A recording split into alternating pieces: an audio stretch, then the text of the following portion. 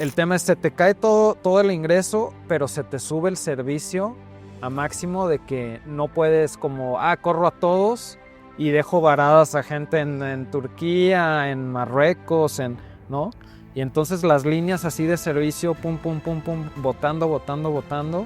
Y sin vuelos, imagínate que estás en Marruecos, que dices, ya se acabó mi tour, se acabó mi hotel, pero ya no sale ningún vuelo. ¿Qué hago? ¿Qué hago? ¿Con quién me las arreglo? ¿Cuándo voy a regresar? ¿Y me voy a quedar meses acá o qué? Y era empezar a hablar con las embajadas. Empezó a complicarse durísimo, que te carga mucho operativamente para tener la gente de servicio. Y el ingreso cero. Soy José Bielma, manejo un fondo de capital de riesgo y te invito a conocer las emocionantes historias que se esconden detrás de los emprendedores que luchan día a día por construir sus sueños. Bienvenido a Crónicas del Capital. Daniel, muchas gracias por venir. He seguido tu carrera desde hace tiempo, desde tus tiempos de cuando Hackers and Founders se involucró con tu compañía. Y he visto cómo a lo largo de los años has ido creciendo y de una forma a lo mejor como discreta, ¿no? Ese tipo de empresas que por lo menos desde fuera parece que están arrastrando el lápiz, están gastando suela y están construyendo, y a lo mejor no escuchas mucho hasta que de repente ya alguien dice, va muy bien, ¿no? Entonces, por esa razón, te agradezco por venir. Creo que tu experiencias como la tuya son muy útiles para emprendedores nuevos y pues encantado de tenerte acá. Muchas gracias, José. A mí soy fan de tu podcast. Algunos que han venido ya te contaré, son mentores míos. Entonces, sí, cuando me dijiste con gusto voy, porque me ha ayudado muchísimo. De hecho, muchas de las historias que he escuchado aquí, incluso gente que conozco así de hace tiempo, no las conocía. Entonces, está curioso. Que eso es algo que pasa mucho, que una de las razones por las que estoy haciendo el podcast es porque muchas de las cosas que pasan en general en el mundo de los negocios, como que suceden tras bambalinas, ¿no? Bueno, ya hay más contenido de negocios. Antes, quizás hace 5 años, había muchísimo menos. Pero siempre es muy útil escuchar de viva voz de los emprendedores sus historias, y cuando es de forma abierta y honesta, pues es muy útil para los que los escuchan. Claro. Y en tu caso me encantaría empezar por el principio, ¿no? Soy muy amigo de Mac y que entiendo que ustedes también. Sí. Me contaba Mac me ha contado mucho de ustedes a lo largo de los años, pero una cosa que me llama mucho la atención es la historia del origen, ¿no? ¿Por qué iniciaron Local Adventures? Bueno, igual vamos a empezar un poco antes, perdón. ¿Qué es Local Adventures? ¿Qué hacen en Local Adventures? Y quizás después ya meternos en cómo nació. Claro. Pues mira, resumiendo así Local Adventures, ¿qué somos? Somos una plataforma que lo que hace es pone en línea todos estos circuitos multidía, como usualmente le decimos, tours alrededor del mundo, cuando hablas de que, oye, un tour por Europa, etc. Todos estos son circuitos multidía porque tienen varios días, se operan con muchos servicios, con muchas experiencias de cada día, con hospedajes, con transporte, son complicados y realmente nadie los está digitalizando a un nivel que puedan ser reservados en línea o incluso trasladarse a otras agencias que los venden también de la misma manera. Entonces es un poco de una industria muy grande que se mueve mucho dinero pero tiene poca tecnología. Lo que hace Local Adventures es que lleva al cliente estos circuitos para que los pueda reservar de la manera más fácil posible, y en cara al cliente a veces nos vemos como una agencia de viajes en línea, ¿no? Eso parece. Que dice, oye, pues quiero ir a Europa, a Tailandia, y pues reservo un tour y todo, pero lo que hay atrás es esa capacidad de operadores alrededor del mundo que tienen experiencias muy complejas, poder manejar ese inventario en línea y distribuirlo, ¿no? ¿Y lo distribuyes a nivel regional, nacional o mundial, o dónde están tus clientes? Realmente el 95% está aquí en México, Yeah. Es nacional. Nosotros no tenemos sucursales, tenemos la oficina corporativa aquí en Guadalajara, pero todo lo hacemos en línea y es algo que siempre hemos querido seguir. O sea, nosotros, a diferencia de mucha competencia que lo hace como una ventaja o propuesta de valor, nosotros queremos mantenernos en línea, nacional. También tenemos reservas en Latinoamérica, sobre todo de Colombia, pero se dan más de manera orgánica. O sea, tú no haces campañas de publicitarias para Colombia ni nada. Lo hicimos hace como un par de años Ya. y realmente sí funcionaba, pero al mismo tiempo fue como el pastel es tan grande acá en México que nos está medio desenfocando, ¿no? Ya. ¿Y cómo se les ocurrió esa idea? ¿Fue por un uso que ustedes tenían? Claro, claro. Como Digo, generalmente empiezan muchos Sí. emprendedores, ¿no? Sí, ahí está interesante la historia porque, a ver, yo separaría que luego se unen la manera en la que nuestros gustos, pasiones personales eran y luego también cómo iniciamos el negocio, ¿no? En el Dando- caso de ustedes era porque a ustedes les gusta mucho, bueno, a ti y a tus co-founders, les gusta mucho el tema del alpinismo y los deportes de aventura. Exactamente, ¿no? Yo realmente desde mi papá, desde niño empecé a escalar montañas, así aquí, de que íbamos al Nevado de Colima o eventualmente al Ixta, al Pico, y me encantaba el alpinismo y cada vez lo llevaba como a un siguiente nivel, y ahí fue también que conocí a Sebastián, que fue mi primer cofundador, y a partir de esa pasión fue que inició como la idea principal, ¿no? Sí, o sea, si tú quieres subir el Ixta o si quieres subir el Pico de Orizaba o alguna de estas montañas grandes locales, no es de que tú agarras tu mochila y te vas tú solo. Exacto. Necesitas a alguien que te diga por dónde, que te organice, pues no sé si los alimentos, Sí. o qué sé yo, el transporte. Que es muy obvia ahorita, pero no iniciamos así 100%. Ok. O sea, iniciamos, haz de cuenta que íbamos, como dices, íbamos a Lista, a donde sea, necesitábamos el equipo. El equipo, claro, porque te tienes que poner crampones. que son Crampones, los los zapatos picos son de- picos para que no te resbales en el hielo. Exactamente. Bueno, Cuerda, arnés y todo.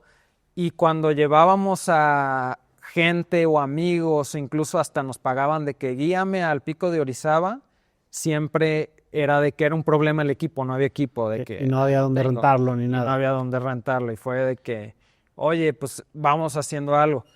Y te digo que eso fue antes de Airbnb Experiences, esto fue 2014, es por ahí.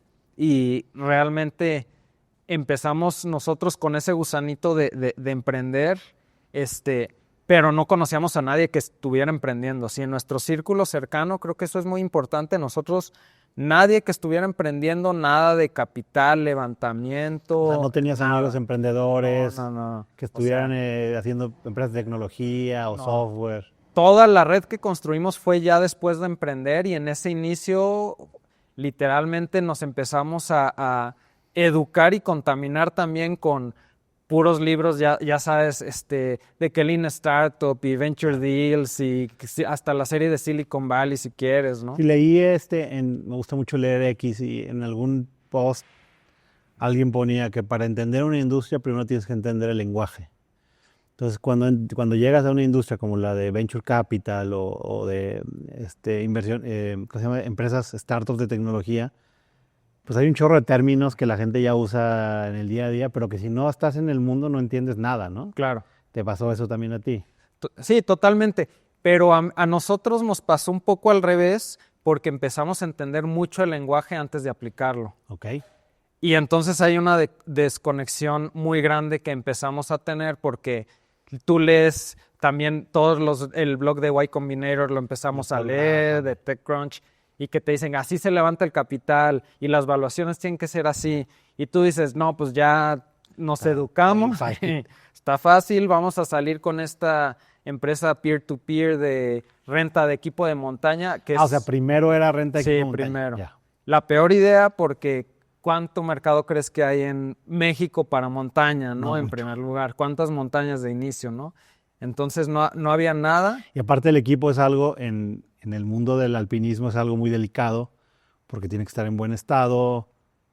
Muchas veces no confías en la cuerda del otro, pero sí confías en la tuya porque tú la tratas bien, etcétera. Me imagino que no es tan fácil rentar equipo de montaña, ¿no? Claro, no es tan fácil ni para quien lo renta confiar, ni si tú lo tienes, ¿no? Claro. Porque si tú lo tienes y me imagino el deporte que te guste, sea golf, triatlón, lo que sea, tú te compras el equipo que te gusta, Claro. que es valioso y dices, ni por $1,000 Ya pesos no lo voy a rentar. Ya le ¿no? hallaste a tu equipo, ya dejaste pegarle, pero con el golfo O con el snowboard, ¿no? Que Exacto, si ¿no? lo prestas, te lo pueden romper. Sí, te lo rayan y realmente no lo quieres rentar. Entonces, el tema de que nos aventamos porque era nuestra pasión, sin validar el mercado, sin muchísimas cosas, pero ya con el conocimiento de, sabemos hacer una startup, ¿no? O sea, sabemos O sea, te entendías perfecto la teoría, nada más que exactamente. tu idea al principio no tenía tanto sentido. Sí, exactamente. Y hicimos de que nuestros pitch decks y todo, y fue de que, ok, el primer paso para salir era que estábamos Sebastián y yo, ninguno sabía programar, y la teoría decía, necesitas un co-founder que sea CTO, Técnico. ¿no? Técnico. Y de que pues hay que conseguir un co-founder CTO. Y en tu círculo de cercano, Nadie. no tenías No, ingenieros o... Nadie. Entonces fue como dijimos, no, pues vamos a donde se reúnen los Y por eso, saben por eso programar. terminaste en Hackers and Founders. Y por eso terminé en Hackers and Founders, porque empecé a ir a hackatones, Hackers and Founders, había unos temas ahí en Hub Sustentable también. Nada más para dar contexto de Hackers and Founders en Guadalajara era liderada por Mac, que su principal función en aquel entonces era como crear comunidad. De hecho, lo entrevisté en el podcast. Y entonces hacía eventos y traía ingenieros y trataba de conectar ingenieros con gente de negocios como ustedes para crear como conexiones que después terminaran en startups, ¿no? Claro, justo. Y nosotros empezamos a ir a Hackers and Founders y en uno de esos eventos, pues Moy, que también estaba buscando un proyecto, ya ves que presentaba así, oye, tengo este proyecto y busco ¿qué? Buscamos un co-founder CTO y ahí en Hackers and Founders realmente buscábamos el CTO, dijimos buscamos un CTO y Moy que se convirtió en el tercero, fue de que oye, me interesa la idea, empezamos a trabajar sin pedirte ni sueldo ni participación y después de meses vemos si se arma, aceptamos y pues nos fue súper bien. Órale. Y de hecho, ya que teníamos el co-founder CTO, que éramos los tres, dijimos, ahora que siguen en la teoría, pues levantar capital, ¿no? Y no sé si te contó Mac o alguien de Hackers, que empezamos así, nos acercamos y de que queremos entrar a Hackers y que nos batearon durísimo, ¿no? Ya. Las primeras veces, Que ¿no? te dijeron, no. Sí, de que pues era obvio, ¿no? No hay mercado, bla, bla, bla, no tienes tracción y todo.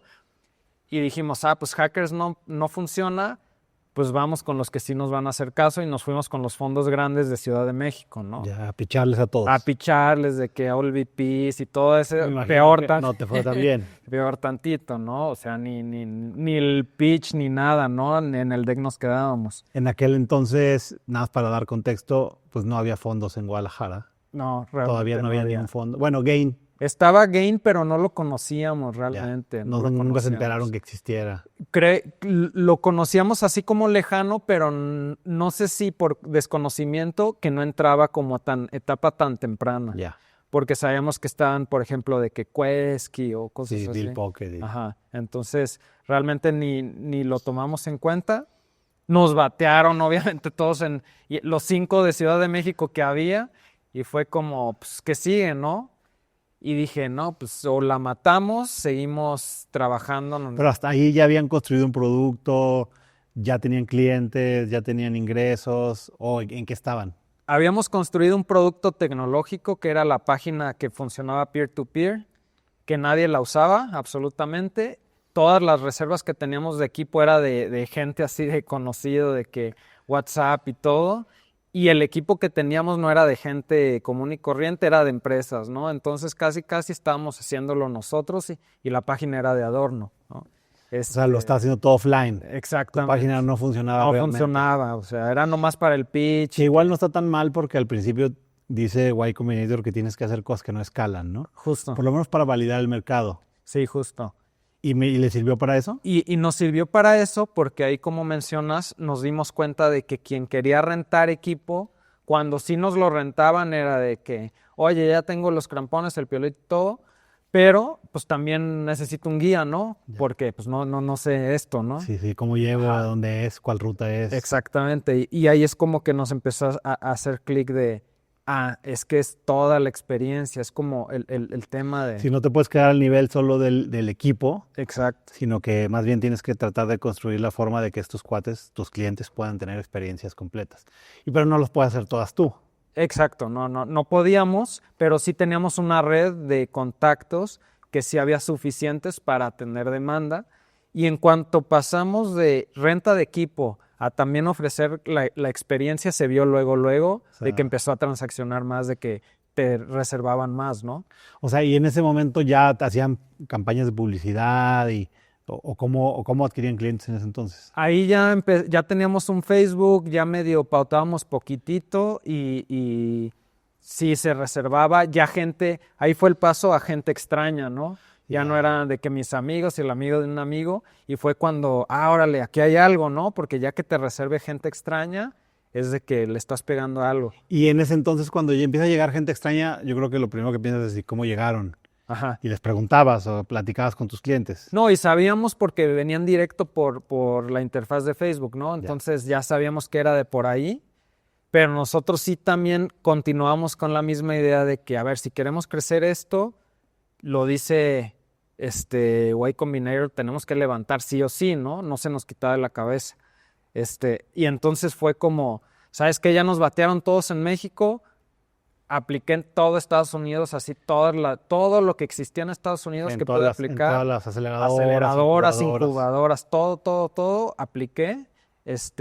Y bueno, tuve varios procesos, pero el que más avanzó fue una que estaba en Dallas, ¿no? Okay. Que se llama Tech Wildcatters.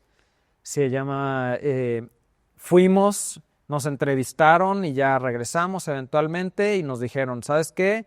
Lo seleccionamos, es un programa diferente, no es de que entras y te damos, no sé, $100,000, sino es por etapas en la cual, si pasas todas las etapas, haz de cuenta que te voy depositando de menos dinero a más, ¿no? De $5,000, luego 10,000, y eran $30,000 en total. Ya, y lo hacen, me imagino, para disminuir el riesgo. Exacto. De tal forma que si eres serio y vas avanzando, sí hay dinero. Si no estás avanzando y no tiene sentido, ahí lo cortan. Sí. Ya. Que lo malo es que, pues, a ver, como emprendedor, si te inicias con $5,000 y te tardas porque podría durar hasta 6 meses y te tardas en el siguiente nivel, pues $5,000 para 3 meses, ¿no? No sirve para nada. En Estados Unidos, en Dallas, ¿no? Tienes que estar viviendo allá. Exactamente. Vi en la entrevista que te hizo Nate de Magma que vivían en una sala de un conocido. Esa historia es muy buena porque no era un conocido. Haz de cuenta que nos aceptan y también contexto, pues no somos personas ni que vengan de familias de empresarios, ni que tengamos mucho dinero y todo, entonces nos tenemos que rascar de cierta manera con nuestras propias uñas. Nos aceptan, vemos las rentas de Dallas y pues no aplicaban, no teníamos... Carísimo. Carísimo y no tenemos ahorro porque apenas empezábamos a trabajar. Estaban muy chicos aparte. Sí, era 25 años. No, menos, 23 años, ¿no? Yeah. Y fue como, ¿cómo le hacemos? Y en el mismo rollo de las startups, supimos de una empresa que acababa relativamente, era nueva de salir, que se llama, no sé si la conoces, couchsurfing.com. No. ¿Qué es tipo Airbnb o qué? Es tipo Airbnb, pero lo diferente, estos últimos años no sé si haya cambiado, pero en ese entonces lo diferente es que era una comunidad en la que tú dices, ¿sabes qué? A los usuarios de Couchsurfing yo los dejo dormir en mi casa gratis, con la condición de que eventualmente cuando yo viaje por el mundo me Vas a hacer lo mismo. Ajá.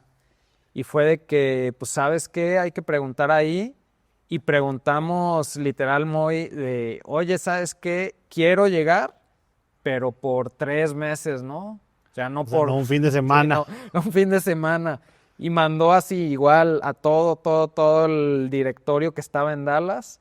Y ahí una persona que no conocíamos ni sabíamos, dijo, sí, yo los recibo. Órale. Y fue de que sin Facebook ni nada que podíamos así como checar. Pero esta persona era mexicano, mexicoamericano.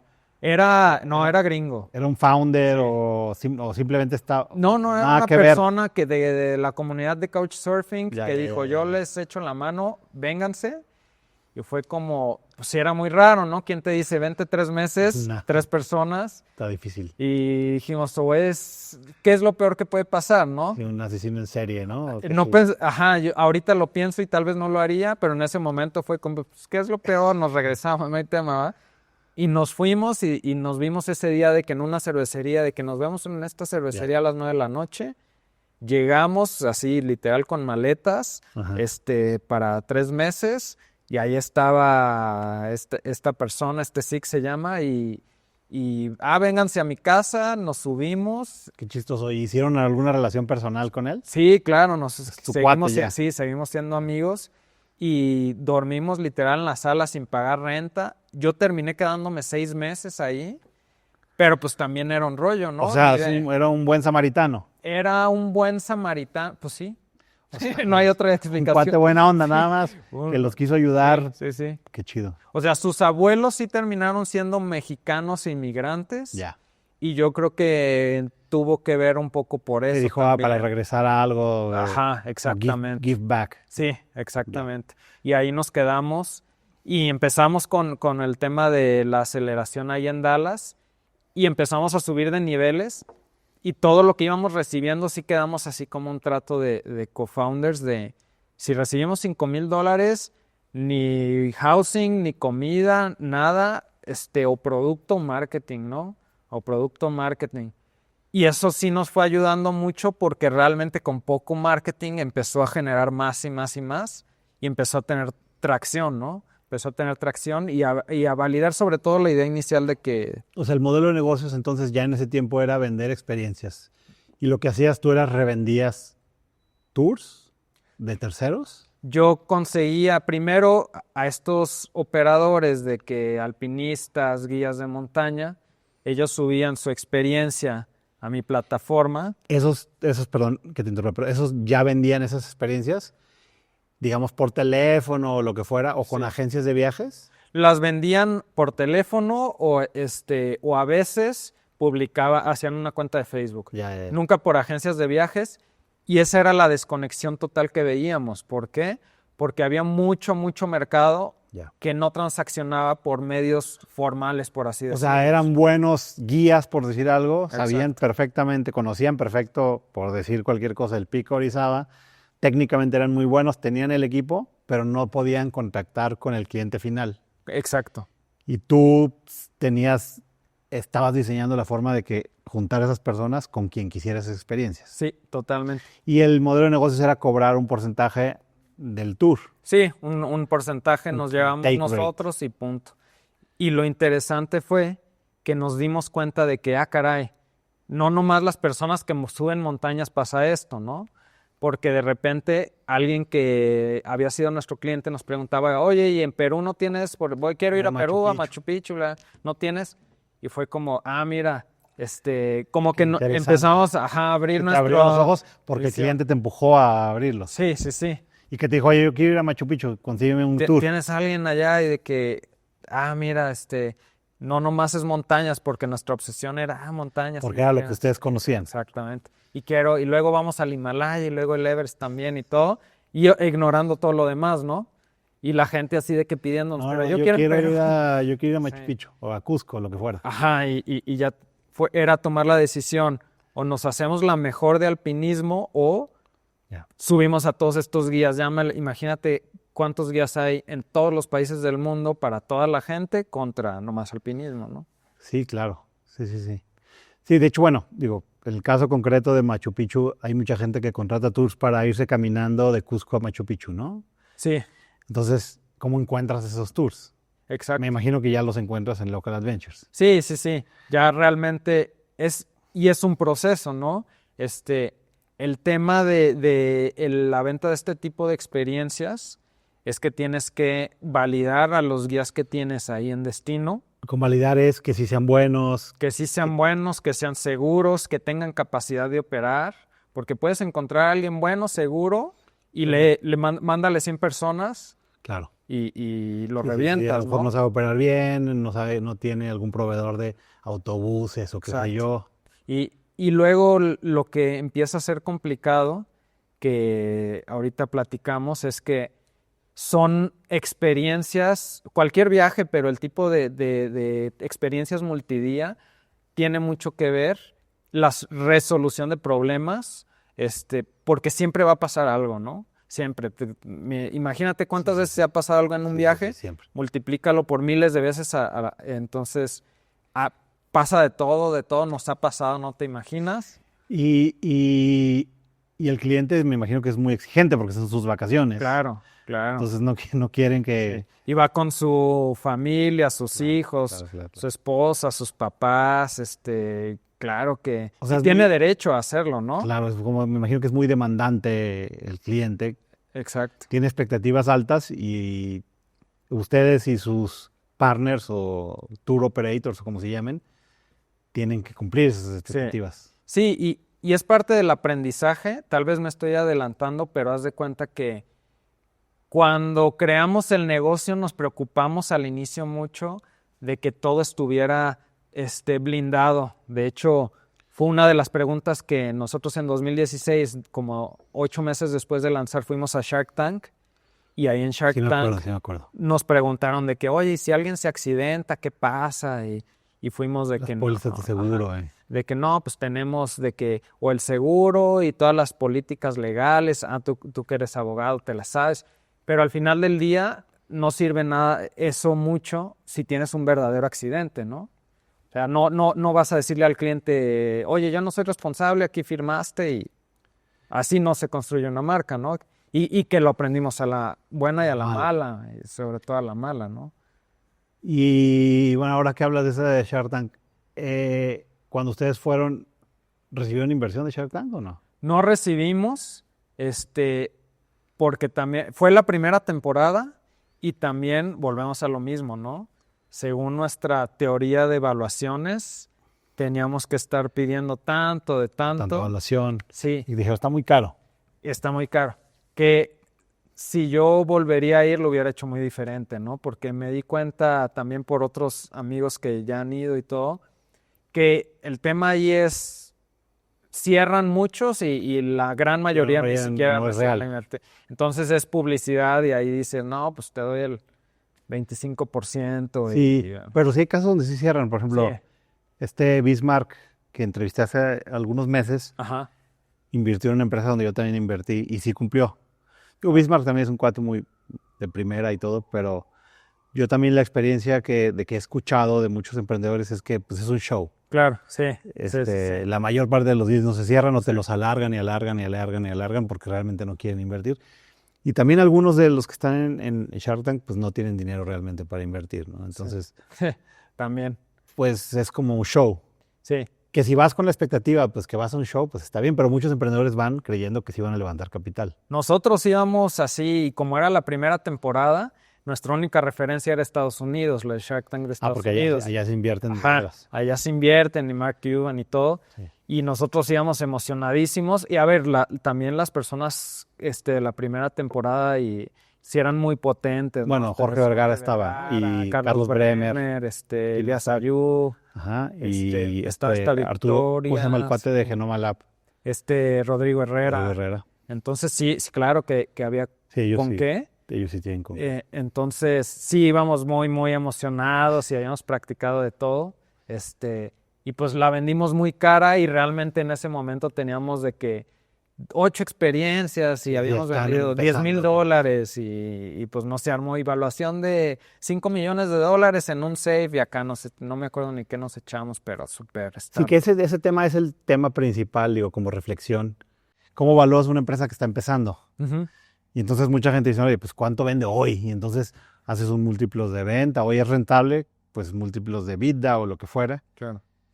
Pero mi experiencia me dice que esa no es la mejor forma de evaluar una empresa que está empezando.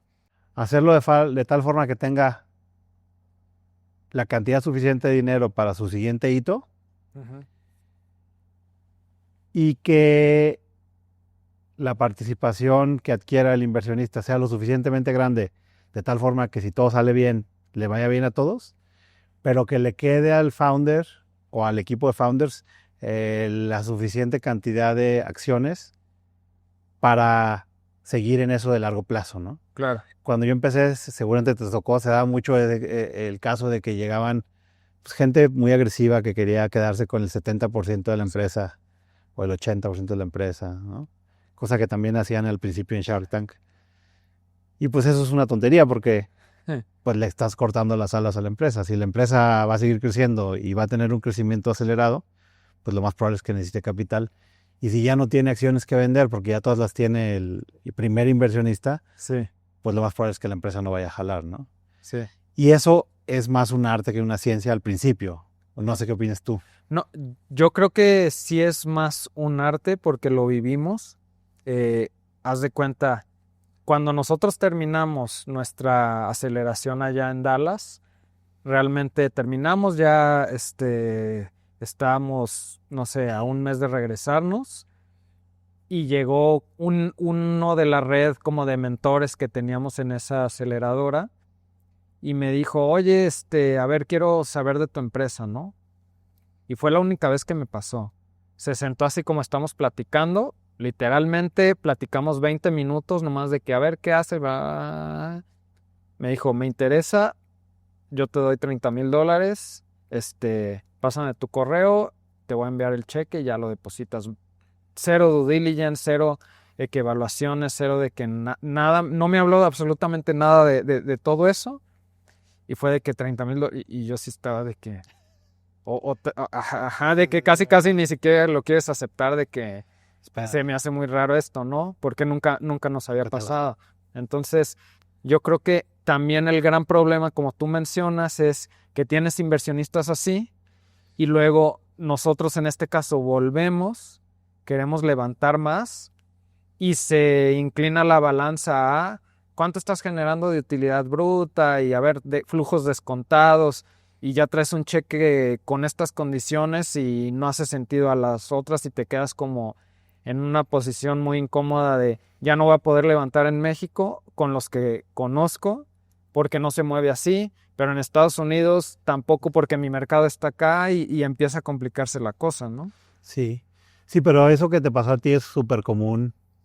También, o sea, cada vez más en México, menos, o sea, no tanto como en Estados Unidos, pero en Estados Unidos es muy común que hablas con un ángel inversionista y en una reunión de media hora ya te está firmando un cheque. Ajá. Y ni siquiera o sea, hace un handshake y lo cumple, Sí.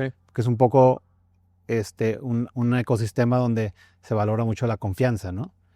Y muchos ángeles no hacen nada de due diligence. Sí. Es totalmente confían y todo el mundo opera bajo la premisa de que eventualmente va a haber algún fraude, pero lo más probable es que a pesar de que haya uno que otro fraude, en el global, si encuentras a una buena o un par de buenas empresas, no importa si la empresa se murió porque hubo fraude o porque simplemente no jaló, ¿no? Entonces, efectivamente sí, eso que dices es verdad, ¿no?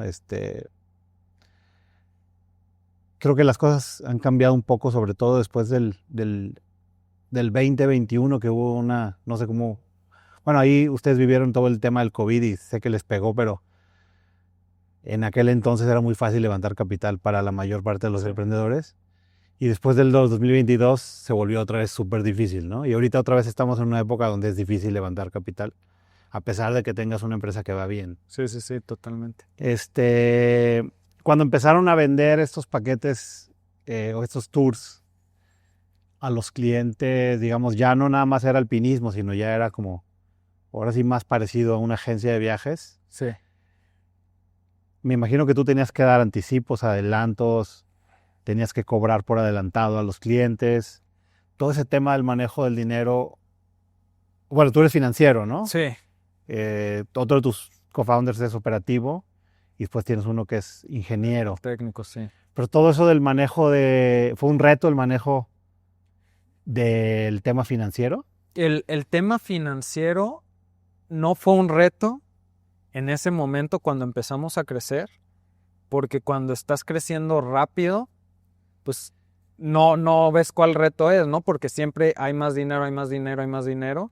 Y de hecho, para darte un poco contexto, en 2018, fue cuando vendimos transaccionamos nuestro primer $1,000,000 de dólares. 2018. 2018, ¿no? En el total del año, ¿no?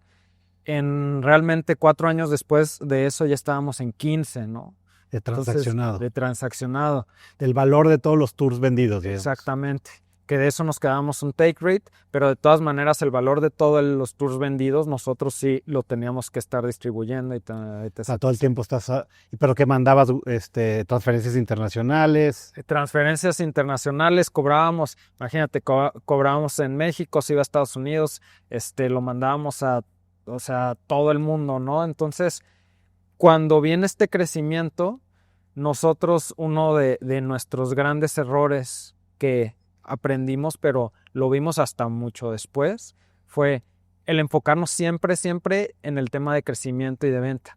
¿Por qué? Porque era como, a ver, startup, tienes que crecer y bla, bla, bla. Es lo único importante, lo único importante. De hecho, me acuerdo mucho de un mentor que tuvimos allá que nos dijo, mira, problemas legales, problemas de talento, todo se arregla, lo único que no se arregla es que no vendas, ¿no? Entonces nos obsesionamos con crecer, con vender, y realmente nos empezó a funcionar mucho, ¿no? Y crecer, vender, y empezamos a crear un músculo de ventas fortísimo, pero el músculo de administración y control no lo estábamos reforzando al mismo... Lo fueron dejando. Exacto. Lo que le llaman growth pains luego se convirtió, ¿no? Porque administra $100,000 en un año es diferente, administra 20 millones, ¿no?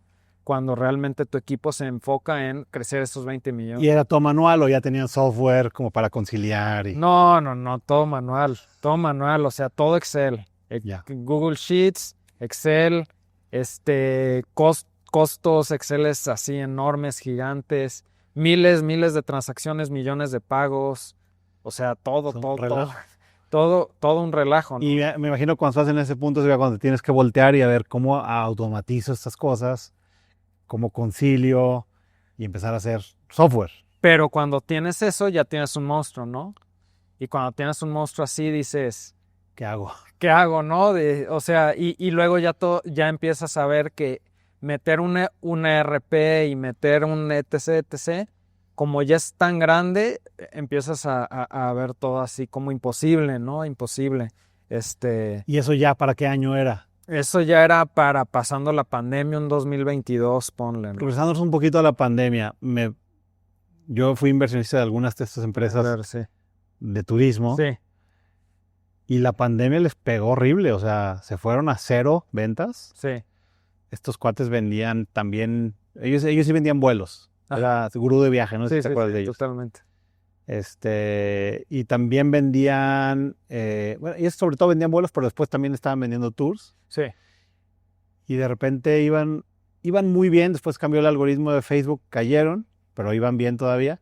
Viene la pandemia y se fue a 0. Claro. Tuvieron que correr a todo el personal, porque Claro. de un día a otro sus ventas se fueron a 0. Tuvieron que regresar todo lo que ya habían vendido porque todos se cancelaron vuelos con todo esto de los lockdowns. Sí. Y la empresa literal, creo que la empresa sigue viva, pero prácticamente Sí. estuvo a punto de morir y creo que ahorita ya es mucho más chica, ¿no? Sí. ¿Ustedes cómo les fue con eso? Pues igual, en cuestión de acero, o sea, realmente inicia la pandemia y el problema con nosotros es que no fue solamente que las reservaciones se fueron a 0. Nosotros... Ya habías dado en sí, pues. No, y nosotros teníamos gente alrededor de todo el mundo y empezaron a cerrar fronteras y nosotros No como... se podían regresar. No se podían regresar y nosotros como responsables también... No manches. el tema es se te cae todo el ingreso, pero se te sube el servicio a máximo de que no puedes como, corro a todos y dejo varadas a gente en Turquía, en Marruecos, ¿no? Y entonces las líneas así de servicio, pum, botando, y sin vuelos. Oye, imagínate que estás en Marruecos, me acuerdo de una situación ahí en Marruecos complicada, que dices, ya se acabó mi tour, se acabó mi hotel, pero ya no sale ningún vuelo. ¿Qué hago? ¿Qué hago? ¿Con quién me las arreglo? Y pues obviamente te dicen, no tengo dinero y tú me tienes que resolver y todo, y cuándo voy a regresar y me voy a quedar meses acá o qué. y era empezar a hablar con las embajadas para los vuelos así como de Sí, repatriar gente y empezó a complicarse durísimo, que te carga mucho operativamente para tener la gente de servicio y el ingreso cero. Y ahí fue cuando de las primeras realmente situaciones muy, muy complicadas, incluso del lado personal, ¿no? De founder, de decir, ¿y qué vamos a hacer, no? O sea, porque soy responsable de los dos lados, ¿no? ¿Y qué hicieron? Pues mira, después de tratar un poco de todo, dijimos, ya, no sé si recuerdes que empezaron a salir muchos como experiencias virtuales, ¿no? Sí. Porque nos empezamos así todos a volver locos. Y empezamos a hacer como... Hicieron como conciertos y cosas así, ¿no? Ajá, nosotros fue como, ¿sabes qué? No corremos al equipo y vemos cómo lo solucionamos o vemos de dónde sacamos dinero Para seguir para pagando que sea pagar el 60% de la nómina, 50%, ¿no? Y hicimos un deal con ciertos gimnasios de CrossFit y sacamos clases. un reto de, se llamaba Fit en Cuarentena, ¿no? En el cual era un mega reto, que iba a durar ciertos meses y también dábamos premios y se iba... Y la gente, pero ustedes no tenían experiencia en streaming. No. No sabían nada de eso. Igual que cuando iniciamos turismo y todo, no teníamos experiencia en streaming, pero era entrarle o tener ese shot que pegara o ni siquiera intentar nada y ya cortar. Y tuvieron que aprender una cosa nueva de cero. De cero lo aprendimos y, a ver, fue en cuestión de un mes, ¿no? En montar absolutamente todo, partnerships, cómo le íbamos a grabar, cómo iba a funcionar el concurso y empezar a vender. Y a raíz de eso fue que pudimos mantener cierta nómina durante... ¿Y eso es lo que lo salvó? Eso nos salvó para tener un equipo, ¿no? Que no se fue ese equipo y nos funcionó muchísimo que no se fue ese equipo porque eventualmente, o sea, la pandemia arrasó con el 80% de los competidores pequeños, no los grandotes, pero pequeños, como en este caso Gurú, ¿no? Que se hicieron minis. Termina la pandemia y absolutamente todos querían viajar, ¿no? Pero no existían agencias, no existían páginas en donde comprar, ¿no? Entonces fue una ola así de... A ver, antes de entrar a eso, porque ese es un tema bien interesante, Ajá. o sea, a mediados del 2020 parecía que se iba a acabar el mundo. Exacto, sí. Literalmente la gente decía, es que ya nunca más vamos a volver a salir. Sí. Estamos condenados a quedarnos encerrados. Claro, sí. Este virus nos va a matar a todos y el mundo se va a acabar, ¿no? Y llega un momento que estás encerrado y de repente también te la empiezas a creer, ¿no? Empiezas a decir, oye, ¿de veras ya no vamos a salir? ¿De veras ya todo va a ser remoto y todo va a ser por Zoom? Incluso no sé si te acuerdas, pero la acción de Zoom que ya cotizaba en la bolsa se fue así altísima porque todo el mundo pensaba que ya nunca íbamos a volver a salir, ¿no? Y me imagino que ustedes pues estaban muy chavos, todavía están muy chavos. ¿Cuántos años tenían en ese entonces? ¿28, 29 o qué? Sí, a ver, el 20, sí, como 28. Y con ese nivel de problemas, tú como líder, ¿cómo le hiciste para mantener la calma y para que tu equipo siguiera cohesionado? Realmente algo que yo creo que es totalmente clave y que yo atribuyo a que sigamos después de 10 años con tantos temas que hemos vivido vivos es, no sé si por suerte, porque en ese momento no lo dimensionaba, pero el equipo de cofundadores que tengo es lo que ha sido así clave en estas situaciones, ¿no? Porque... O sea, que se han mantenido cohesionados. Porque realmente nuestra alineación siempre ha sido muy buena y no en cuestión de que siempre pensamos lo mismo, queremos hacer lo mismo, ¿no? Sino en cuestión de que siempre hay alguien que cuando los otros nos pueden jalar, pues jalan y jala y nos como hace ver de que venga y nos lidera, ¿no? Y en muchas situaciones, muy complicadas, pandemia, incluso situaciones personales muy, muy difíciles que hemos tenido, accidentes en montaña y todo. Yo creo que ese tipo de experiencias como que te unen más, pero te hacen vivir cosas que usualmente los fundadores normales en negocios no viven y por eso como que el lazo no es tan fuerte, ¿no? Yeah. Entonces, en esas situaciones, cuando uno está de que ya zombie y dice, no, ya no tiene futuro, pues le toca a los otros jalar y decir, no, ni madres, y hay que seguirle y se puede por acá y lo hacemos el intento y si no jala, pues ya ni modo, no jaló.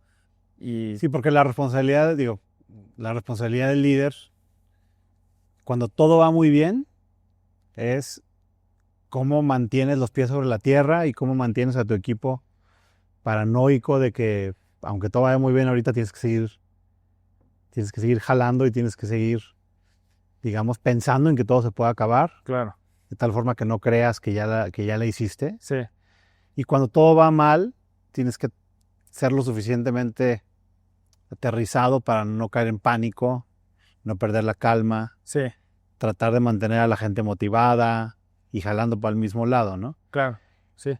O sea, digamos que eso me imagino que te tocó hacerlo a ti. Me imagino que ahorita están del lado donde todo va muy bien y las cosas han salido, gracias a Dios, bien. Pero hubo momentos como el del COVID donde parecía que todo iba a acabar mal, ¿no? Sí. O sea, a nivel personal, de desarrollo personal tuyo, ¿qué tipo de cosas crees que te ayudaron para poder, digamos, lograrlo? Mira, a mí, y que este punto a mí sí me encanta hablar de ello porque hasta ahorita como que me doy cuenta de la realidad del emprendimiento. Yo creo que, a ver, todos los podcasts que he escuchado aquí y en otros hablan de que es difícil emprender y lo pasas muy mal, pero hasta que no lo vives, ¿no? Y se habla muy poco de la salud mental, por ejemplo. Yo realmente sí, como líder, se empieza a volver complicado porque como tú dices, puedes tener una crisis de pandemia o una crisis de negocio eventualmente que tuvimos también otra crisis de cuestión de administración, ya que estábamos muy grandes y ahí te platicaré.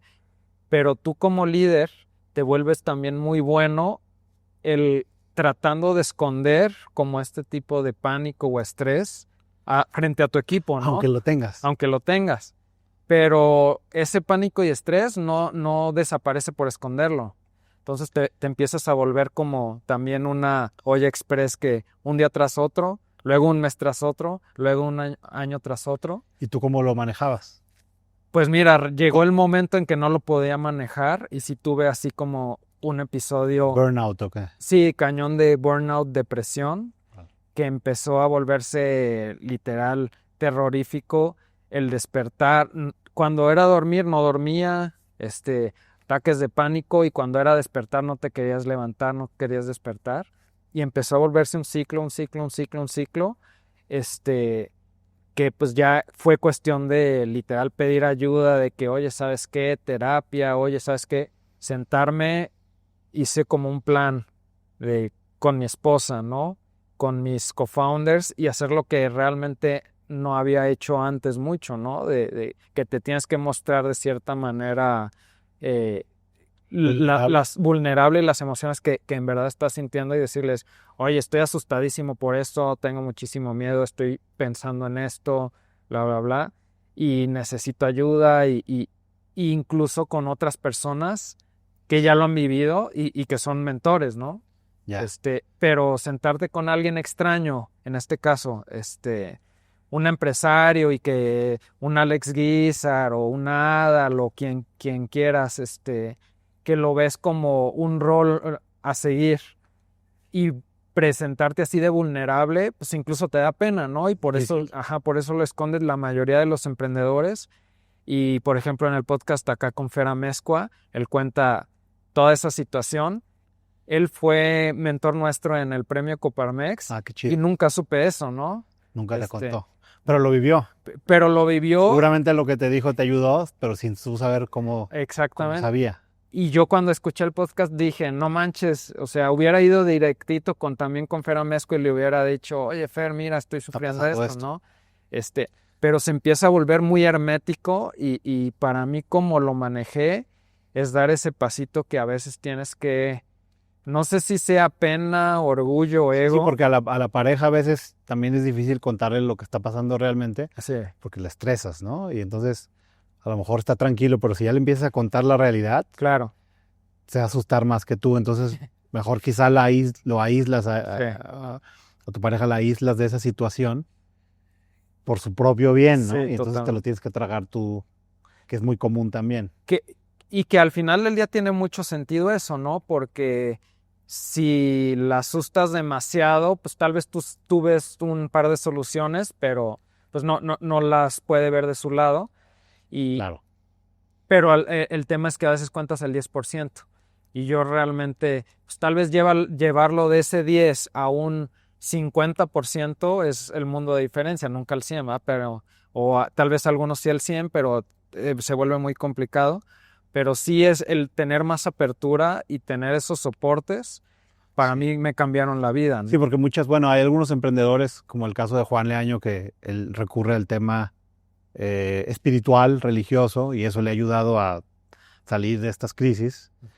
Otros haciendo ejercicio, ¿no? Como atletas, porque corren maratones o corren ultramaratones o hacen pesas, qué sé yo. Y otros con la ayuda de mentores y una comunidad, digamos, donde encuentran gente que está sufriendo los mismos problemas y los puede ayudar. Claro. Otros literalmente con terapeutas, ¿no? Donde simplemente se quieren desahogar y eso les ayuda. Sí, Y hay gente que también se la traga, o sea, que no dice nada, ¿no? sí. Y después terminan saliendo de las empresas, renunciando, que me ha tocado ver también. Sí, yo creo que también eso me di cuenta también, ¿no? Vi, a ver, en 10 años estuvimos eventualmente en Hackers and Founders, estuvimos allá en Dallas, estuve en Nueva York también en una aceleración, en muchas, y el 90% de las empresas pues ya no existen, ¿no? Con las que estuve. Y una gran razón sí tiene que ver con esto, el manejo de la presión o el manejo de las expectativas en la cual el emprendedor ve que ya no hay salida, pero sí es impresionante que por lo general sí hay salida, solo que ya no puedes como pensarlo y llegas a renunciar o llegas a cerrar la empresa o llegas a etc. Y todo tiene que ver con la mente propia del emprendedor. Yo por ejemplo, personalmente muchas veces no pensé que no había absolutamente salida, que dices, me acuerdo una vez, en este año que te comenté, ¿no? Era el 12 de diciembre, ¿no? Porque era el Día de la Virgen, me acuerdo, que fue, me reuní con uno de mis cofundadores, el otro estaba de viaje y fue como, hice todos los números, no hay manera absoluta, ¿no? O sea, ya hemos vivido esto 10 veces, ¿no? No estoy exagerando, lo hemos vivido 10 veces y durante muchos años, pero esta vez sí es verdad. No hay manera absoluta. Dile a Moy que pare el tema de los procesadores de pago. Ya no vamos a recibir ni un solo pago a partir de ahorita. Y pues vamos teniendo las juntas con todos los temas legales para ver cómo va a proceder a ese nivel. Ya Sí, sí. habías decidido cerrar. Sí, decidido. Solo vamos haciendo una cosa más y vámonos reuniendo con estos mentores, ¿no? Que era uno muy pesado de viajes, Rafa Durant, que era también con Macablé, con Alex, ¿no? Y eventualmente fue como, a ver, aguanta, ¿no? ¿Qué onda con esto? ¿Qué onda con esto? Y de repente, a ver, en 3 días cambió toda la perspectiva y la realidad era la misma, ¿no? Porque te dieron ideas, te hicieron que tú mismo pensaras otras opciones. Justo porque nunca es blanco y negro, ¿no? Incluso oye, pídele ayuda a esta persona, pídele ayuda a esto, ¿verdad? Estos procesadores, ¿qué onda? Y en una semana te das cuenta que a ese nivel de tú ya estar mandando que no ibas a procesar ni un solo pago. Y es lo que yo creo que pasa con muchos emprendedores, que vemos, es blanco o negro, pero pues nunca es blanco o negro, ¿no? Sí, y también un tema que el procrastinar tiene como muy mala fama.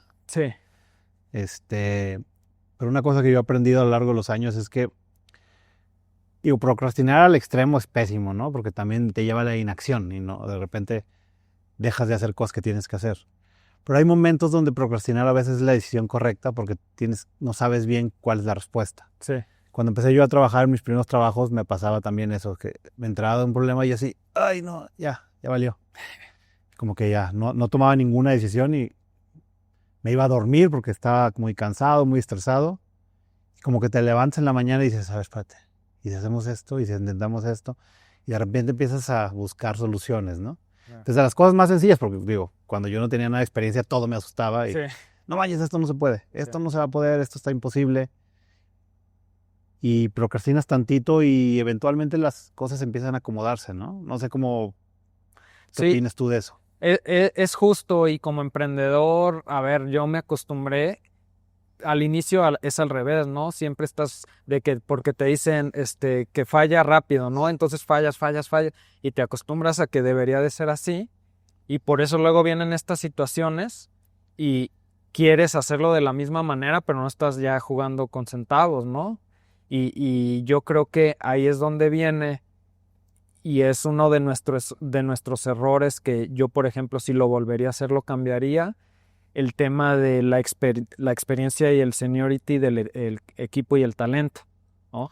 ¿A qué te refieres? O sea, que llegó un momento en el cual estábamos nosotros transaccionando tantos millones de dólares y los que sabían manejar una empresa de ese tamaño, los que tenían más experiencia éramos nosotros co-founders, y realmente nunca habíamos tenido una empresa, era la primera.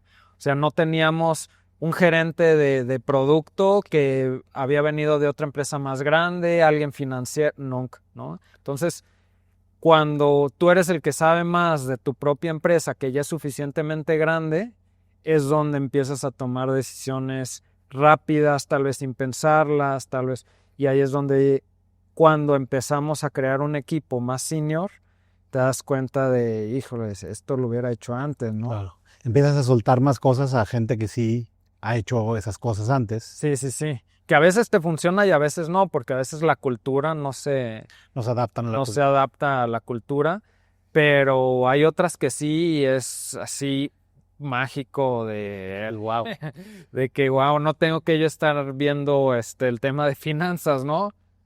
O me dicen cómo hacer las cosas en lugar de yo inventármelas, Claro. tratar de inventármelas.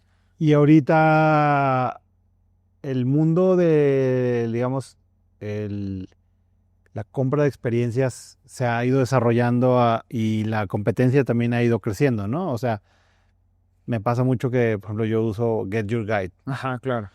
Nada más que Get Your Guide es bueno como para las cosas que son como de impulso. Sí. Como que de repente, ¿qué hacemos ahorita? Y te metes a Get Your Guide, esto, o mañana. Pero, pues, Expedia, Travelocity, que es parte de Expedia, y todas estas que hacen muy fácil comprar experiencias por internet y demás. Y ustedes han podido encontrar su lugar dentro de este ecosistema tan complejo, ¿no? Sí. ¿Cómo ves el futuro? El futuro, el tema con Travel, como tú lo sabes también que estuviste en Gurú, es enorme, ¿no? Se transacciona muchísimo. Las OTAs nomás transaccionan trillones de dólares, y tienen el 60% del mercado de reservas online. Y dentro de las reservas de viajes hay muchos sectores, ¿no? Tienes las aerolíneas, tienes el tema de hoteles, y en que mencionas de Get Your Guide, eso se le cataloga como day tours o como actividades, ¿no? Que como dices es más de impulso, en el mismo momento. Tienes, por ejemplo, de habla hispana, Civitatis es de los más grandes. Okay. Pero existe este sector que es de estas experiencias multidía, circuitos internacionales, etc., que sigue todavía muy offline porque el producto es demasiado complejo. Yeah. O sea, si tienes 5 touch points cuando reservas un hotel, que es habitación doble, ¿cuántos días, va? En estas tienes 140 touch points que tienes que estar controlando y se vuelve muy, muy complicado el ponerlas online y distribuirlas. Nuestro lugar en la industria, en donde realmente nosotros queremos crecer y ser los más relevantes, es justo el digitalizar estos circuitos complejos multidía para poder distribuirlos ya sea directamente a consumidor o como tú dices, Expedia. Porque mucho de lo que venden las otras OTAs, ellos no hacen realmente el levantamiento del inventario y del producto con el operador, sino tienen conectado por API y todo esto. Sí, con ellos gente como ustedes. justamente tienen los bed banks, tienen las aerolíneas, etc. Y ellos lo que son muy buenos es en retener al cliente o en hacer publicidad, ¿no? Entonces, eso es donde nosotros jugamos y queremos realmente crecer en el multidía de habla hispana, ¿no? Como un Civitatis, que es el Day Tour o el Get Your Guide, pero en inglés, pero el del circuito en general, ¿no? Ya. Mencionabas al principio que les costó mucho trabajo levantar capital. Sí. ¿Pero eventualmente levantaron capital o bootstrapearon todo el tiempo? Nosotros levantamos, o sea, tuvimos esta experiencia allá en Dallas, regresamos y justo en el 2020 fue que con Gain, empezamos a conocer el ecosistema por Hackers and Founders, relacionarnos y eventualmente levantamos una rondita con Gain, FW y un par de ángeles y fue como el capital que levantamos, ¿no? Nunca volvieron a levantar más. No volvimos, o sea, levantamos $350,000 y ya realmente seguimos creciendo sin levantar más, ¿no? Sí. En el mundo del venture, Ajá. creo que yo lo veo más como algo negativo que como algo positivo. Como que toda la conversación la guían las rondas. O sea, Sí. y creo que es malo porque las conversaciones deberían estar en lo que los emprendedores están construyendo y en, digamos, las industrias que están disrumpiendo o cambiando o evolucionando. Y entonces lo que termina sucediendo con empresas como Local Adventures y otras, que son muy exitosas, nadie habla de ellas porque no levantaron capital, porque toda la conversación es anuncios de rondas, ¿no? Entonces, Claro. de repente los emprendedores o la gente que observa esto de fuera, de lejos, pues le da muchísimo peso a una empresa que levantó mucho capital, aunque la empresa haya fallado o no vaya bien. Sí. Y las empresas como Local Adventures terminan no teniendo nada de visibilidad, más que en las industrias donde están, ¿no? Justo, sí. Que es en el caso, bueno, hay muchas empresas así, en mi portafolio hay muchas empresas así como, digo, Boleto Móvil es una de ellas, ¿no? Ya, sí. Ha levantado bien poquito capital, nunca ha hecho anuncios de rondas, pero es el líder del ticketing deportivo, Sí. pero pasa desapercibido, ¿no? Que igual también está bien pasar desapercibido porque tampoco quieres tener la atención de todos encima, ¿no? Es mejor, pues tú estás trabajando, tú estás construyendo y tampoco... Hay mucha gente que tiene mucha necesidad de atención, pero si tú no la tienes esa necesidad de atención, pues mejor, así la gente te deja en paz a construir. ¿Qué opinas tú de eso? Opino que cuando en esos años antes de la pandemia, cuando se levantaba capital muy fácil y el dinero, como quien dice, era gratis, muchos de los que empezamos empresas, empezamos con este mindset de que levantar era obligatorio y era requisito. Y como era también tan fácil, todos lo hacían o hacíamos así, y sean tickets chiquitos o grandes, ¿no? Pero eventualmente el peligro que después me di cuenta de ello es que le das menos seriedad de la que tiene levantar capital y la responsabilidad que es levantar capital, ¿no? Totalmente. O sea, como en esto de que, cheques y todo, y lo empiezas a ver como algo que, a ver, te están dando 1,000, 100,000, $1,000,000 que pertenecen a alguien, que tienes una responsabilidad con eso, que tienes que cuidar y dar resultados de ello. Rendir cuentas. Y creo que bueno, tú me dirás cómo lo ves, pero se hace un poco complicado porque tienes como de un lado la corriente así muy Silicon Valley de que falla y si no funcionó ni modo, no importa, el inversionista lo sabe y para eso le mete, pero también por el otro lado es como, a ver, no puedes pensar así también del capital, de que levanto por levantar y a ver en qué me lo gasto. Tienes que respetar el capital también. Ajá, y chela en la oficina y no sé, ¿verdad? Entonces, no sé tú cómo lo veas, pero para mí lo que entendimos eventualmente, por lo que no continuamos nomás tratando de levantar es que si levantamos debía tener un sentido y debía de tener realmente un timing correcto para ayudarnos a lograr algo, ¿no? No nomás por levantar. Sí, yo opino completamente eso, que levantar capital debería hacerse por excepción. Si una empresa es posible construirla bootstrapeada, 100% los emprendedores deberían intentar hacerlo bootstrapeado. Entonces, de alguna forma que sí creo que levantar capital es un mal necesario. En algunas ocasiones sí es muy necesario hacerlo porque estás en industrias muy competitivas, sí, donde si no puedes levantar capital, es posible, o a lo mejor no en todas las industrias, pero en algunas sí es posible que no puedas construir lo que quieres. Sí. Y un caso muy claro de eso, por ejemplo, es Uber, ¿no? O sea, imagínate que Uber no hubiera podido levantar la cantidad de capital que levantó. No me acuerdo cuánto levantó antes del IPO, como 6 billones, no sé cuánto, muchísimo dinero. Y entonces, si no hubiera hecho eso, a lo mejor no hubiera podido crecer tan rápido, claro, ser una empresa tan grande. Ahorita ya pasó a otra etapa donde ya hizo el IPO, ¿no? Es una empresa que cotiza en la bolsa. Cambiaron el liderazgo porque corrieron al fundador, que era muy bueno y que todos los que lo conocieron hablan maravillas de él. Y pusieron un cuate que es más, ¿cómo se llama? Pues un cuate más ordenado, ¿no? Sí. Y ahorita Uber es muy rentable, les va muy bien, son líderes en casi todos los mercados donde operan. Pero no existiría Uber hoy si no hubiera levantado el capital que levantó.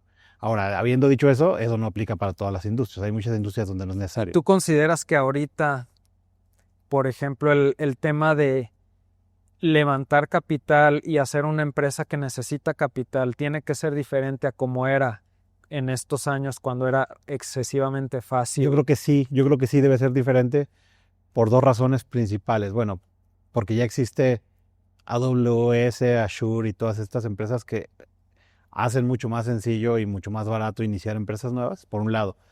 Y por el otro, la inteligencia artificial te permite construir software de una forma más eficiente o de forma más productiva con menos personas, ¿no? Entonces, quizá por muchos años el constraint o la limitación de los emprendedores era cómo consigo buenos ingenieros a bajo costo. Pues no se podía, porque Silicon Valley está absorbiendo los recursos humanos, sí, de desarrollo de software de todo el mundo, ¿no? No porque todo el mundo se fuera a Silicon Valley, pero porque había muchas empresas que te conseguían desarrolladores en cualquier parte del mundo, incluso en México, sí, que te pagaban en dólares y desde tu casa, y podías estar desarrollando software para una empresa de Silicon Valley. Y de repente como que todo eso ya no tiene tanto sentido, porque ahora puedes desarrollar más rápido con Copilots y con Replit y con Cursor y con Windsurf y con Lovable y todas esas cosas. O directamente con ChatGPT o con Claude de Anthropic. Entonces ahorita debería ser muy sencillo iniciar empresas de software y debería ser mucho más barato, ¿no? Eso significa que ninguna empresa tenga que levantar capital en el futuro. No creo que signifique eso, pero sí significa, creo que es mucho más sencillo construir empresas y construir productos digitales, ¿no? Y entonces eso debería significar que la gente que los emprendedores de tecnología levanten menos capital. Y eso les va a beneficiar principalmente a ellos, si las cosas van bien, y a sus inversionistas también, porque hay menos dilución. Claro. Ahora, todo eso que te digo es en teoría, ¿no? Sí, falta ver qué pasa en la práctica. No sé qué opinas tú, porque ¿ustedes están utilizando inteligencia artificial para algo? Sí. Nosotros, a ver, empezamos, yo creo que desde que se pudo, lo metimos a sobre todo el tema de chatbots. ¿Atención al cliente? Atención al cliente. Nosotros como lo manejamos es como un funnel en el cual las primeras lo controlamos, pero haz de cuenta, en promedio las primeras 6 interacciones de absolutamente todos los chats es con chatbots que están montados en GPT, no son árboles de decisión ni nada. Y de ahí ya pasan al asignarse un representante, depende del tema o depende de X, Y, Z. Pero también lo que nos hemos dado cuenta es que realmente en la industria, por ejemplo, de viajes, todos están metiendo eso de chatbots, ¿no? y todos están metiendo inteligencia artificial, por ejemplo, de crear itinerarios o inteligencia artificial de de que te encuentro el vuelo mejor. Pero aquí la gran pregunta es, ¿por qué si todos están metiendo tanta inteligencia artificial, el tema de reservas con agentes sigue siendo uno de los principales canales de generación de venta, ¿no? Con agentes humanos, te refieres. Agentes humanos, ¿no? Y lo que nosotros vemos en la industria es que la adopción de inteligencia artificial de un nivel superficial en el cual no das valor al cliente, hay muchísima, pero es muy complicado en nuestro tipo de servicios la que realmente está sustituyendo procesos antiguos, ¿no? Entonces, ahí creo que sí hay empresas que lo están haciendo, pero todavía hay muchísima oportunidad para hacerlo bien, ¿no? Me imagino que has de recibir muchísimos pitch de todo ese AI, Sí. pero de todo eso que hace AI, los que realmente sí lo hacen diferente o dan mucho valor, yo en la industria no veo tantos, ¿no? Sí. Entonces, Es como muy temprano, quizá como para decir. Pero sí, muchísimos equipos en Latinoamérica hoy día están tratando de construir empresas de agentes. sí, Tratar de sustituir mucha trabajo humano por automatizaciones con flujos de trabajo con agentes de inteligencia artificial. Algunas que la verdad van muy bien y que se ve que le están encontrando. Y otras pues que también están tratando de encontrar product market fit igual que siempre, ¿no? O sea... Y de lo que nosotros hemos visto que nos funciona más, y es curioso en la práctica, es no nomás en el agente, sino lo que nos ha funcionado muchísimo es el integrarlo al propio representante. Okay.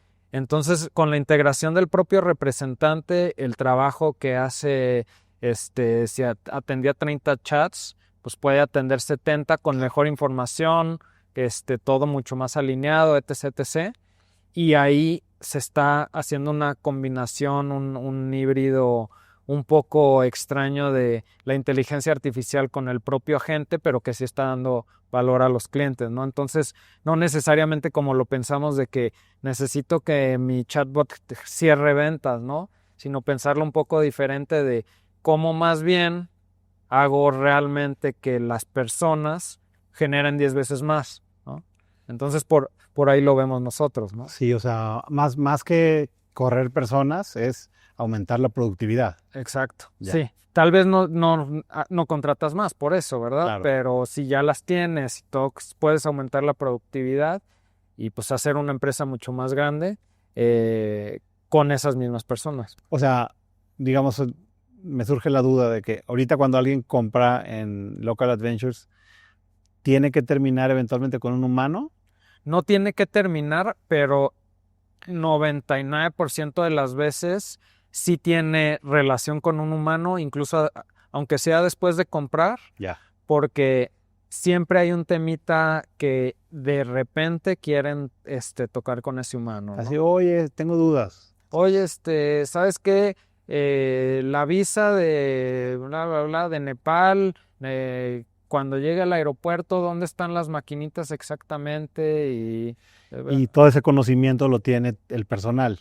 Lo tiene en una base de conocimientos, pero el trasladarlo, todavía no hemos llegado al punto en el cual la inteligencia artificial sea capaz de trasladar cosas que no son tan estandarizadas, ¿no? Ya. Ejemplo, oye, si mi esposo es egipcio y va también a Egipto, puede dormir en mi misma habitación, pero yo soy mexicana. Sí, como cosas que son más, ajá, como de, ¿qué? ¿Culturales?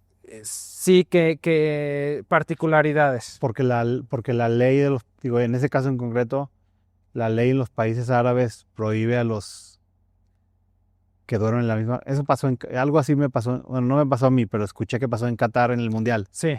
Que la gente iba con su novia o su novio, la mujer con su novio, lo que fuera, y que si no estaban casados no se podían quedar en la misma habitación. Sí, justamente te lo mencioné porque nos pasó, ¿no? Porque realmente, si no están casados y aunque vivan en México y sean residentes y realmente tienen el pasaporte de allá Ya. No puede estar en la misma habitación ¿Y esas políticas las ejerce el hotel o la pues autoridad? ahí es la autoridad, ¿no? Ahí es realmente la autoridad, y el hotel las tiene que seguir, y si se dan cuenta, y es como ya volvemos a lo mismo, mucha responsabilidad, Y en ¿no? ese tipo de cosas ustedes ya han aprendido por tantos años que llevan en esto. Exacto, ¿no? O un accidente, ¿no? Que no le puedes dejar un accidente a inteligencia artificial, ¿no? Claro, tienes que atenderlo. Líneas de emergencia, etc, etc. Órale. Pero sí es bueno a veces catalogando, por ejemplo, tenemos nosotros catalogadores en los cuales también si hay algo negativo, te lo botan, ¿no? Nos lo bota ahí en Slack de que, oye, está pasando esto, te están diciendo esto. Ya. Y justo antes de, aunque sea el ticket número 100, ¡pum! Lo mandas arriba.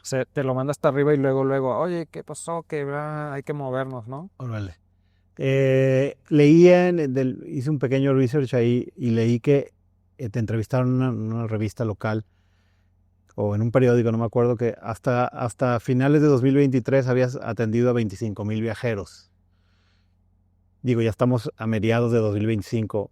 ¿Cuántos viajeros han atendido a hoy? O ayer, pues. Ya hemos tenido más de 50,000, ¿no? Más de 50,000. O sea, te tardaste los primeros, ¿qué serán? 7 años Sí. para atender 25 y en los últimos 2 años y medio has atendido 50,000. Sí, 25. O Sí, sea, que sea más. los que atendiste los primeros 7 años los atendiste el último año y medio.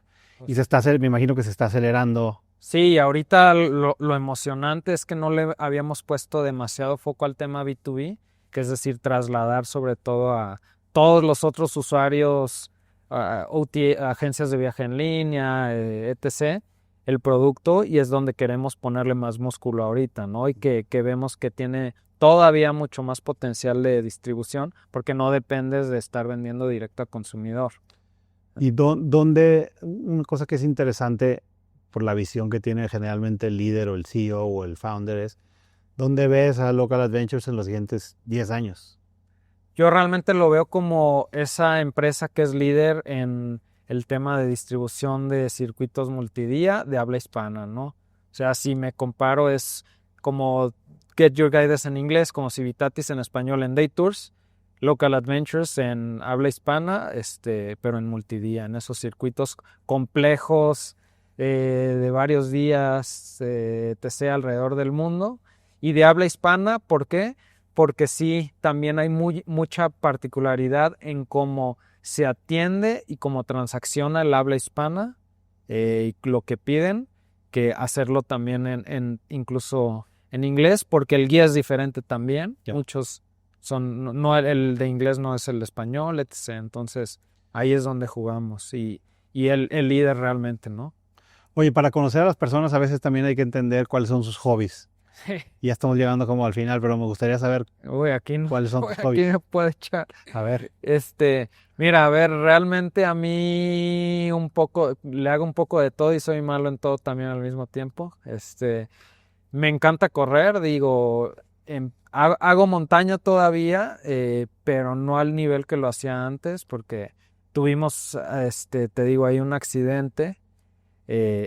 Y a partir de ahí como que sí me replanteé un poco de qué tantos riesgos tomaron. Qué tanto riesgo quería continuar, y me encanta todavía, lo sigo haciendo, pero no a ese mismo nivel.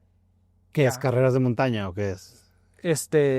No, ahí hacía alpinismo, ¿no? O sea, subir montañas técnicas. ¿Cuál fue la montaña más alta que subiste? El Artesón Rajo. ¿Dónde es? En Perú. ¿De cuántos? Es como de arriba de 6,000 metros pero es muy técnica, la subes sí verticalmente así. O sea, tienes que escalar. Sí, con escalando, haciendo reunión. Cuerda. Todo. Yeah. Y de ahí me pasé a las carreras luego de montaña, de ultradistancia. Me encantaron ahí. Empecé a hacer carreras de 100 kilómetros. ¿Cuál es la carrera más larga que has hecho? Los 100. ¿Y en cuánto tiempo lo hiciste? 18 horas me aventaba. ¿Cuenta el tiempo o ya ahí más bien es la experiencia? En cuestión de... ultramaratones. Pero cuenta el tiempo Como en el maratón, ¿no? Que los kenianos ganan hacen 2 horas 5, 2 horas 3, 2 horas 2. No, así cuenta el tiempo, sí, claro. ¿Pero duermes o es...? No. O sea, el chiste es que realmente el ultramaratón tienes que idealmente correrlo y sin parar. Si acaso paras en cada estación, pero 1 minuto. Ya. O sea, El es baño, a correr, comer algo, a tomar agua. correr 1 minuto y sigues, ¿no? Llegas en 3 horas al siguiente o 1 hora. Pero son carreras de larga distancia, pero no, también son de navegación, de que tienes que encontrar tu lugar en el bosque y esas cosas. Hay de esas, pero las que yo hacía no. Ya. Hay marcas y realmente el chiste sí es correrlas lo más rápido que puedas, ¿no? Y lo sigues haciendo eso. Eso, y luego ya me cambié un poco al maratón también y carreras así. Y ahorita lo que me encanta, pues es, sí, carreras más cortas, si acaso 50 kilómetros de montaña, o maratones, o bici de ruta, Y o montaña. ahorita, ¿para qué estás entrenando? Justo Ahorita tengo una carrera, un duatlón en San Gil, Ya. para julio, el maratón de Chicago en Vas a correr. octubre también. Tengo mi graduación de también parapente el sábado. Nada, para repente. Sí, también empecé Aquí a volar. en Tapalpa, o sea. Ajá, empecé a aprender. Pero ya vuelas solo. Es mi graduación, entonces ahí es como que terminé el curso ya de volar Órale. para aprender a volar Eso solo. sí me da miedo a mí. Pues a mí también, Pero si pudieras regresar el tiempo, pudieras volver a empezar, Ajá. ya ya todo lo que has vivido, todo lo que has aprendido, todo lo que ya sabes hoy, ¿qué te recomendarías si pudieras volver a hablar contigo mismo de cuando tenías 22? Claro. Pues mira, muy fácilmente, una es reclutaría talento senior ¿Más rápido? mucho más rápido y antes de necesitarlo, ¿no? O sea, proyectar mínimo 1 año de dónde me veo en 1 año y qué tipo de talento necesito y reclutarlo antes. Esa es una. La otra es, sí, el tema de crecer y de las ventas, una empresa vive de eso, pero puedes morir de mala administración, ¿no? Entonces, el tema de darle la misma atención tanto a administración que a las ventas y el crecimiento, no nomás irte solo ventas, crecimiento, ¿eh? Y algo que creo que sí hemos hecho muy bien, pero lo seguiría reforzando, es el tema de todo el apoyo que tiene soporte de, sobre todo, emprendedores y mentores, lo tendría así siempre al punto, ¿no? Porque eso te salvan. Y ahora que has llegado tú a digamos, al lugar donde estás hoy, con tanta experiencia y tantos retos superados, ¿ya tú también estás dando mentoría a emprendedores más jóvenes o todavía no? Sí, realmente no lo he hecho de manera formal, pero con cualquier emprendedor que veo, aunque no me lo pregunte, Tú sí le ofrezco, ayudas. porque sí, como que yo al inicio sí se me hacía muy raro que un emprendedor muy adelantado me ayudaba y yo decía, "Ay, Te pusiera atención. ajá, de que por qué", no entendía, ¿no? De que así tú me dieras un consejo, de que Lo más probable es porque a él alguien le dio un consejo. exactamente, pero yo no lo sabía, ¿no? Entonces se me hacía muy raro de que pues no quieren ni dinero, incluso No hasta quiere le ofrezco, no quiere invertir, ajá, no quiere acciones. le ofrezco acciones y no quiere, pues está medio raro, ¿no? Claro. Nada es gratis en esta vida, ¿por qué? ¿Por qué? Y ahorita que estoy en esta posición, yo con gusto, así cualquier emprendedor que Y lo si alguien necesite. quisiera contactarte, ¿cuál es la mejor forma? ¿Por LinkedIn? Por LinkedIn, sin tema, o sea, Te yo mando un creo que mensaje directo. ahí me manda un mensaje y fuera, no nomás por decirlo, con gusto, si puedo ayudarle a un emprendedor, le ayudaría, ¿no? Oye, Daniel, está muy padre tu historia y ojalá algún día podamos volver a platicar y nos volvamos a volver a sentar, que me cuentes cómo ha ido todo. Te felicito porque se dice muy fácil llegar a donde ustedes han llegado. Digo, no dijimos aquí exactamente a dónde han llegado, pero digamos que ya es una empresa grande. ¿Cuántos empleados tienen? Ahorita como 60, llegamos a tener casi 130, hemos transaccionado más de 1,000 millones de pesos en viajes, o sea, sí. Es muy difícil llegar a donde tú estás habiendo levantado capital. Sin levantar capital es el doblemente más difícil, ¿no? Y eso, digo, todavía no llega el final de la historia porque ustedes siguen construyendo una gran empresa. Pero te quiero felicitar por eso porque Gracias. se dice muy fácil ya viéndolo para atrás, pero Sí. está canijo, ¿no? Cuesta la sangre y lágrimas. Claro. Sangre, sudor y lágrimas. Sí. Y te quiero agradecer por venir y ojalá algún día más en algunos años podamos volver a sentarnos y que nos cuentes cómo va todo. Claro que sí. Muchas gracias, José. Y me encanta el podcast y a ver quiénes más invitas. Sí. Va a ser Ahí bueno. tenemos. Es difícil todo el tema de las invitaciones, pero sí, ahí vamos. Sí, pues gracias a todos y a quien pueda ayudar con esto, Órale. feliz, ¿no? Muchas gracias, Daniel. Si te gustó este episodio, dale like, suscríbete al canal y activa la campanita. Compártelo y recomiéndalo.